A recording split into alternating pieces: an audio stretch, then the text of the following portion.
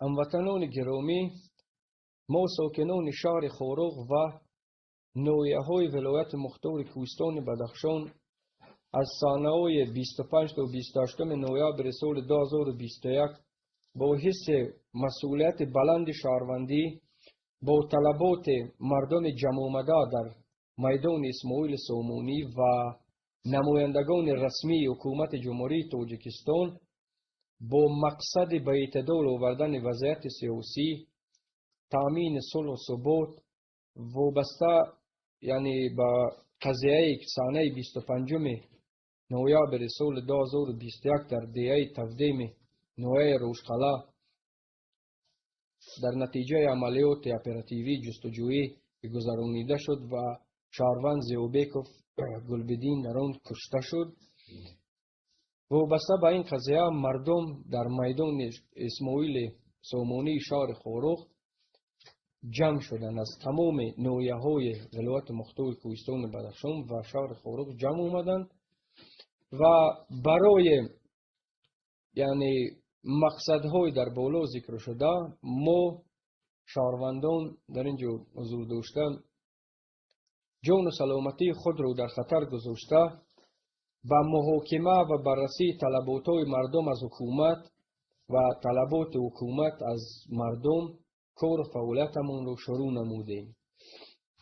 تظاهرات به طور استخیوی و در زمینه هیجان صورت گرفت و آن را یگان کس تشکیل نکرد. در تظاهرات در نزد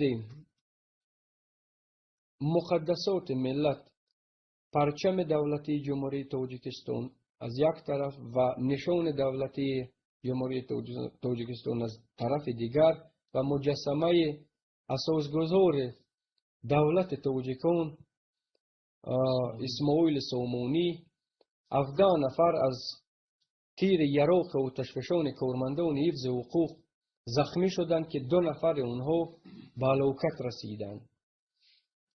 در فیلم نیروی قانون فقط مسئله جوابگری برای لطکوب کارمندان مقامات قدرتی برا مانده شده است و درباره جوابگری 2 نفر کشته شده و 15 نفر از تیر یراق و آتشفشان زخمی شده یگان گپ و گذار نیست. از اینجا سوالو به میون میبیان این قانون برای کارمندان مقامات قدرتی نیست، قانون فقط برای مردم بیچاره است. پرینسیپ برابر حقوقی شهروندان در نزد قانون کجاست؟ او برای کیست؟ وی را باید رعایت نماییم، چه از طرف مقامات قدرتی و چه از طرف شهروندان باید رعایت کرده شود.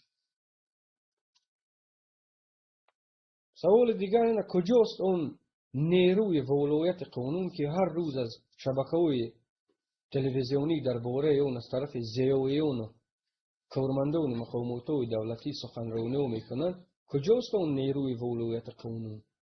طلبات‌های اساسی مردم جمع آمده از حکومت ولایت مختار کوهستان بدخشان یکم این بود که باید گروه کاری از حساب نمایندگان جامعه شهروندی و مقامات تحقیق برنده و تفتیشاتی تشکیل شده.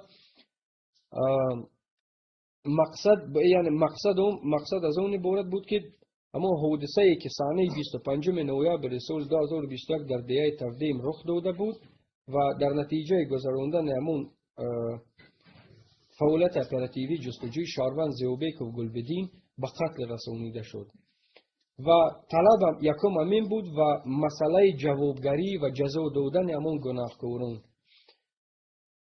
طلبات دیگر عفو نمودن تظاهراتچیان که مردم در آنجا جمع شده بود، بعداً برآوردن نظامیان و بلاک پست‌های لوگی درآورده شده به حدود شهر خارق و برآوردن نامردگان را از بیناهای ماموری، یعنی دسترسی به علاقه اینترنت و از کار سبکدوش نمودن سردار ریاست کمیته دولتی امنیت ملی در ولایت مختار کوهستان بدخشان. طلبات‌های اساسی نمایندگان رسمی حکومت جمهوری تاجیکستان از مردم از آن عبارت بود که اولا راه دارای اهمیت بین المللی کلما خورق دوشنبه باید فوراً گشوده شود و میدان اسماعیل سامانی شهر خورق را مردم ترک نمایند.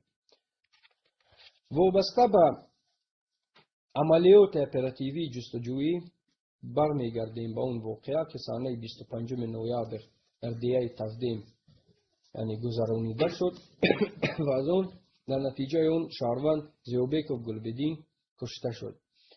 فعالیت اپراتیوی جستجویی فقط در چهارچوب طلبات قانون جمهوری تاجیکستان در باره فعالیت اپراتیوی جستجویی باید صورت گیرد.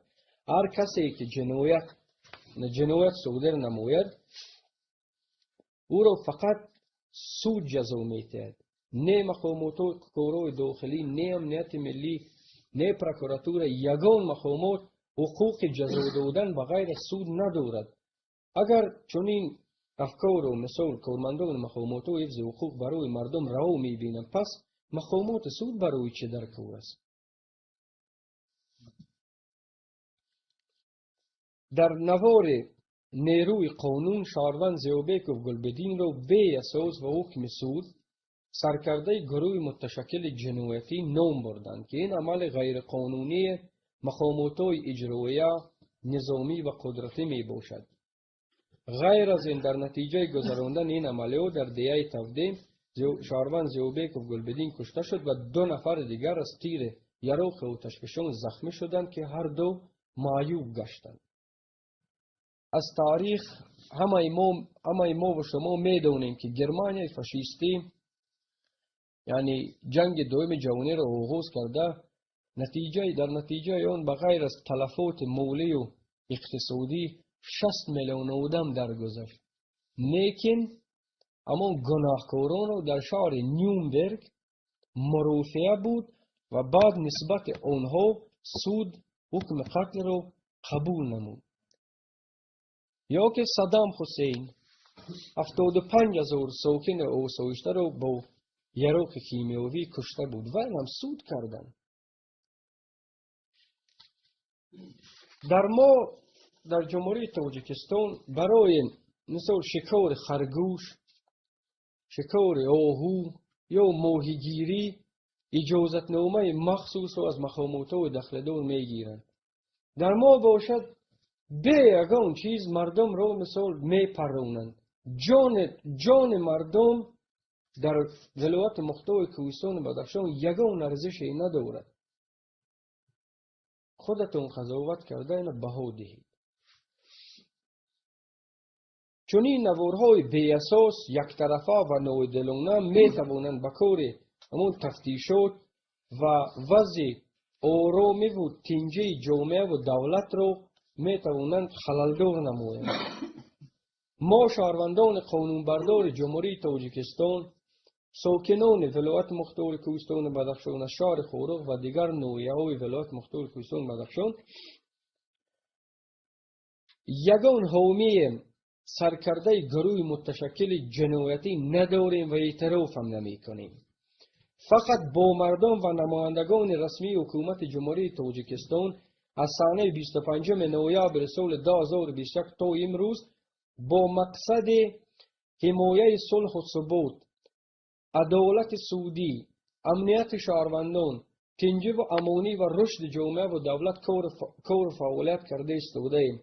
اگر یگان کس و یا قوه جنایت پیشه ما رو اداره می کرد و ما مقصد و نیت صادر نمودن جنایت می داشتیم، خللدار و ویران نمودن وضع تنج و صلح و آرامی جامعه رو می داشتیم، ما از منبر دیگر طلبات و دعوت رو عملی می نمودیم.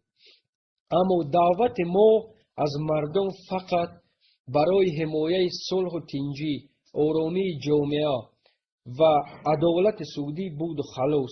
این وجه ها رو بغیر از بعضی نمایندگان حاکمیت و اداره های دولتی مردم عادی تصدیق نمودن آموده هستند. تمام گفته ها و وجه های آورده شده در اظهارات ما با دلیل نوارهای ویدیویی و عکس ها تصدیق خود را یافتند و در آینده دسترس عامه وسیع خلق خواهند شد. تشکر به دقتتان.